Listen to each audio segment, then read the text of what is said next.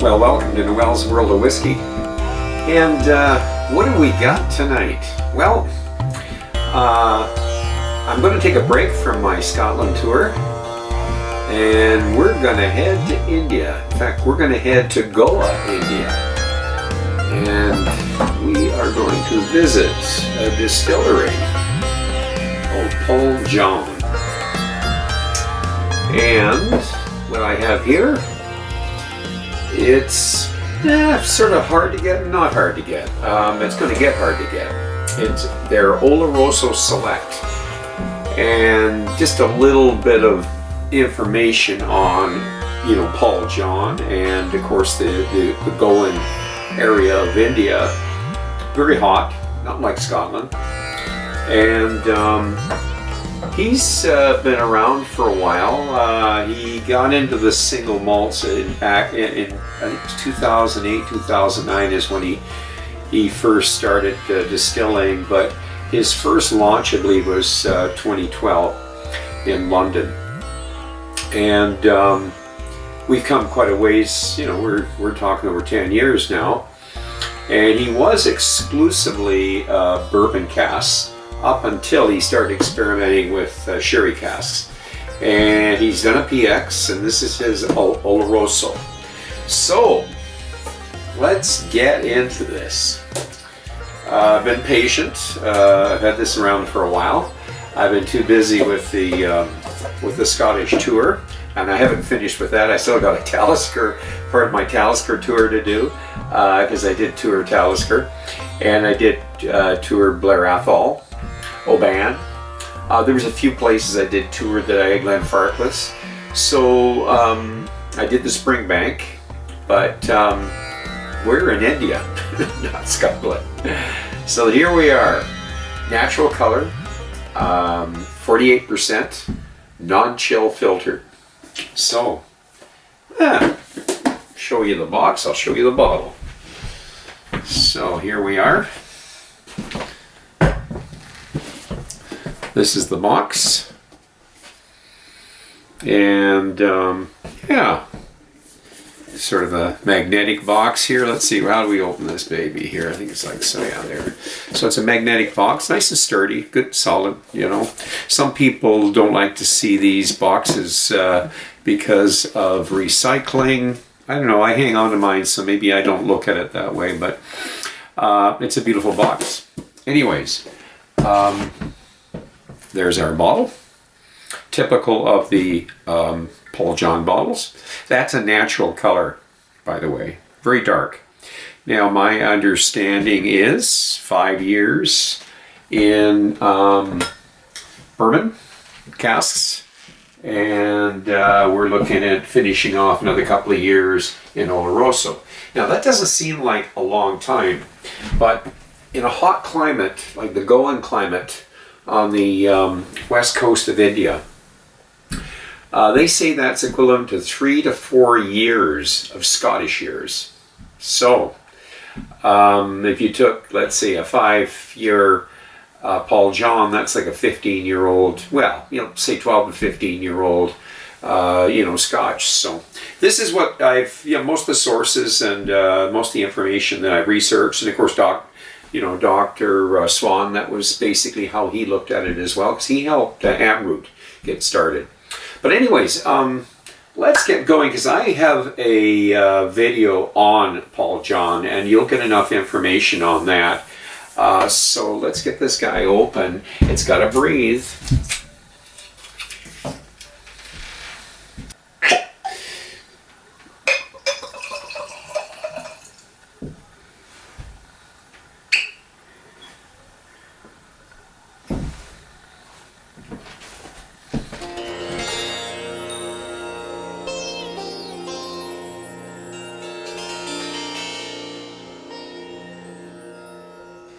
So you know the rules, and we're going to treat this like a 18, maybe 21-year-old whiskey in Scotch years, and so it's going to sit for 25 minutes, and we will give you a video, a little presentation on the Paul John Distillery, and we'll see you when you get back.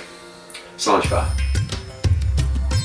Paul John was the son of a spirits and wine broker retailer and started John Distilleries in Bangalore, India in 1992 after being unsuccessful in the short life of his biscuit business.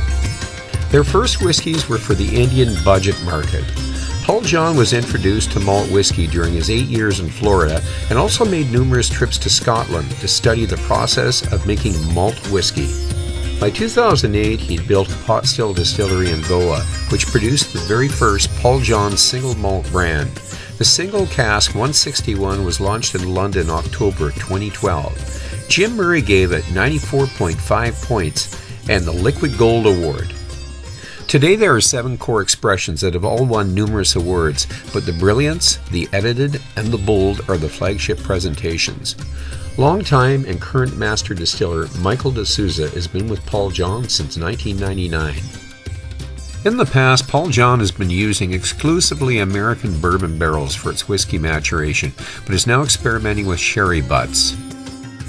Paul John uses 6-row barley grown at the base of the Himalayas, which is higher in protein content but yields less alcohol than 2-row barley used in Scotland. Paul John feels it produces a more complex, flavorful whiskey. Their peat for their bold expression and other peated whiskies comes from Scotland. Before grinding the barley, they need a stone remover, a magnetic separator for any unwanted metals, and then the grist mill. They have an 11,500-liter stainless steel mash tun that is filled with 2 tons of R60 Indian barley for each mash run 4 times a day. There are 14 stainless steel washbacks varying from 16,000 to 18,000 liters. They are filled to 12,000 liters so they don't foam over the top. Distiller's dry yeast is used and fermentation takes 50 to 60 hours, producing a 6.5% beer. The original Paris stills were doubled and built in India. They are a close copy of the traditional Scottish stills. The 15,000-liter wash still is charged to 12,000 liters and produces a 17 to 19% ABV low wine. The 9,500-liter spirit still is charged to 6,000 liters and produces a spirit of over 70% ABV. They capture the middle cut, which is the heart, and it is between 65 and 69% ABV. The laws in India allow the spirit safe to remain unlocked, so the distillers can taste the new make and to know when to make the middle cut. The climate in Goa can be very hot, so they lose 8 to 10% per year of whiskey in the cask, as compared to Scotland, which is 2 to 3% per year. Economically speaking, the angel share prevents longer aging of whiskey as compared to what they can do in Scotland. They say 1 year of aged spirit in India is equivalent to 3 to 4 years in Scotland. Paul John is one of the more beautiful distilleries with its classical Goan architecture, rustic furniture, and lush gardens. It has grown to become the most popular visited distillery in India.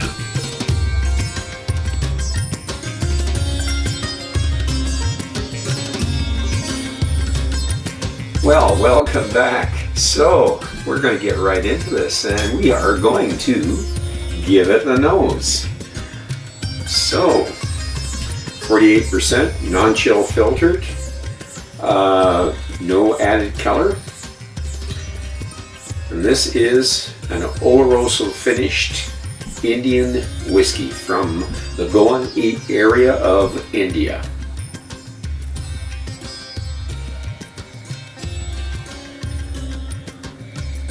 Right off the bat, lots of leather. And you know, you can smell the sherry. It's heavy with sherry. It's a serious sherry bomb is what this is.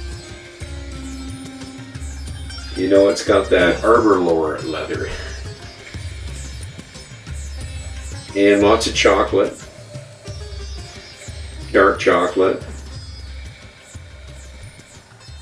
And getting on some floral notes and even some herbal mixed with those floral notes. Earl Grey tea. Even maybe a little breakfast tea there. And I'm going to say that get a little whiff of alcohol too.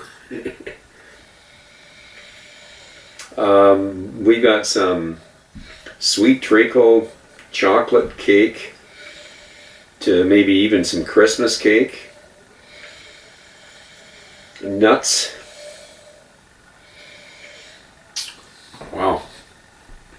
This is a sherry bomb, I think. We're going to be dealing with a sherry bomb here. The palate. So much.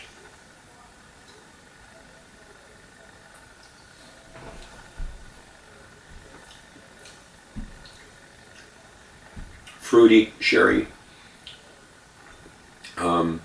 Back to the chocolate. And now I'm going to say more of a chai tea. A little bit of licorice. And it's got a nice oily texture to it. It's coating the mouth. It's almost a bit creamy. And very grape. That's a grape. Almost like the Springbank I just did there. Lots of grape. Springbank 15. Maybe even a little more intense in the sherry end of it. The Oloroso is coming through strong. This might be one of the strongest Oloroso hits I've had this year. Like I say, it's not an Aberlour, but it's got the makings of an Aberlour. For its age, yeah, I'm definitely starting to see what what Dr. Swan had, with his research when he was working with Amrut and Kavalan and that. And these whiskies do age a lot faster in the cask in these hot climates. But in the time I've been talking to you, it's still coating my palate, and we're going to work on the development and the finish.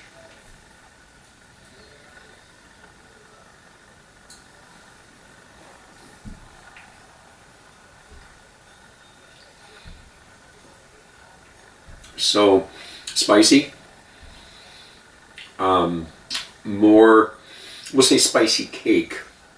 I'm going to stay with the chai tea. A little bit of a mix between red and dark black licorice. Slight bit of astringency and a wee bit of alcohol, but good, in a good way.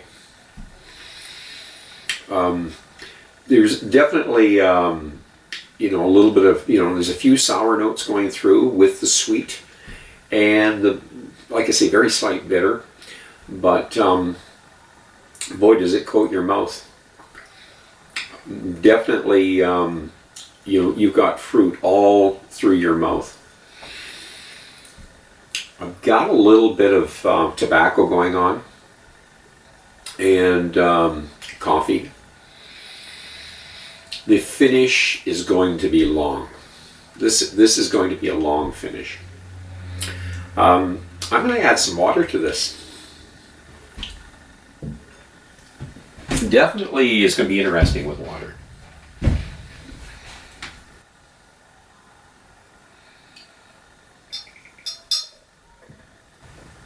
Well, we'll give it the old swirl. And we added, I don't know, 4 or 5 drops. The nose. Lots of leather. And chocolate. And we're back at that treacle sweetness with the cakes. Custard. I could say more like, a berry crisp. Blackberry crisp. But lots of chocolate, maybe mocha. And, I'm getting something very rich in the background there. It's,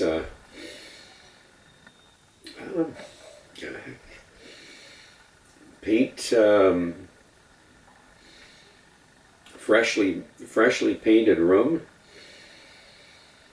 with sweetness.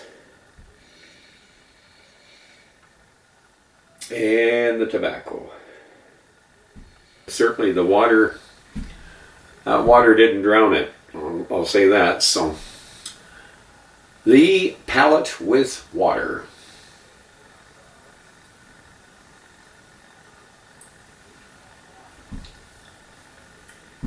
It likes water.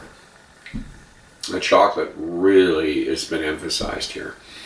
Chocolate cake. Rich, dark.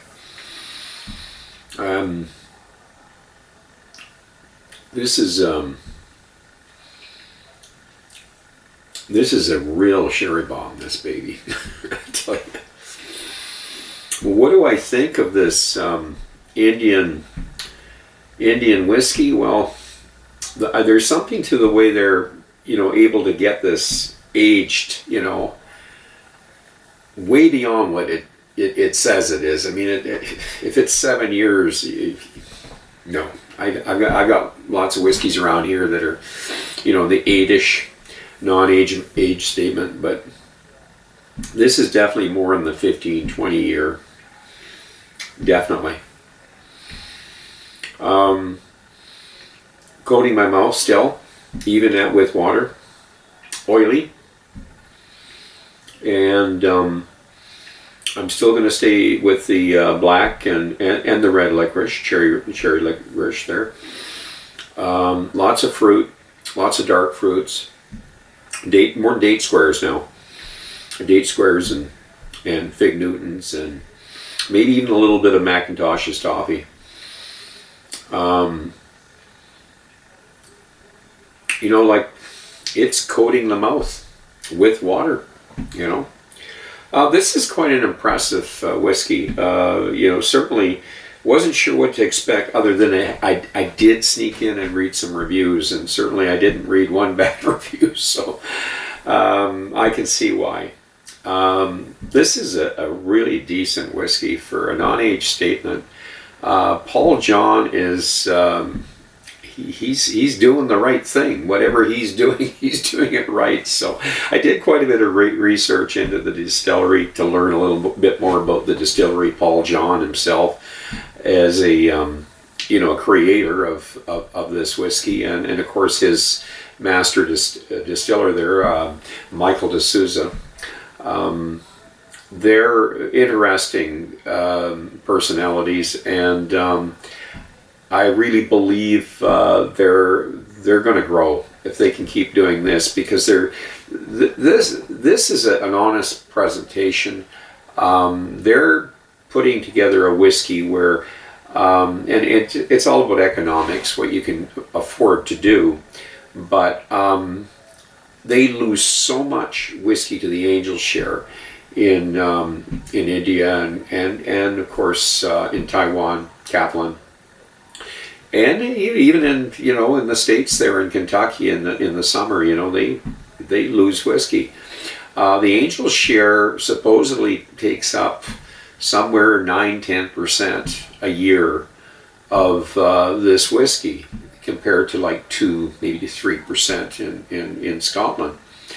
So to age this much longer, I mean, if you look at 10 years, you figure it out. That's 10 times 10%, your barrel's almost empty. Now I think there's a slight, that curve is slightly dips down a bit after a while, and they do try to do certain things to extend the life, but really what it gets down to is it is not financially feasible to be able to age like they do in Scotland.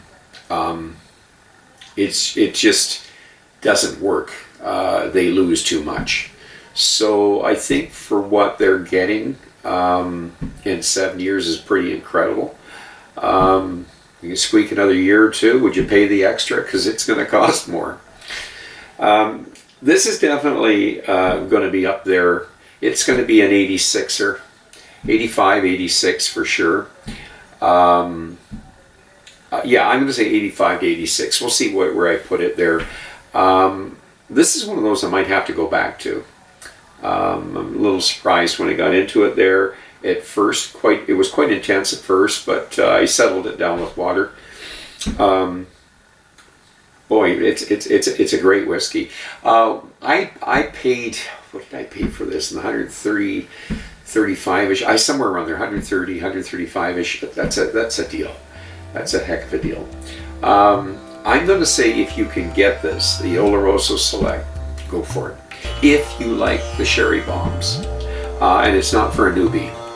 It is pretty intense on the first tasting, but I think for you more experienced, especially those that love sherry, you got to try it for sure. So, anyways, I'm going to leave you with that. So, I'm going to ask you to drink wisely, drink intelligently, and do not drink and drive. And until the next time, Salash.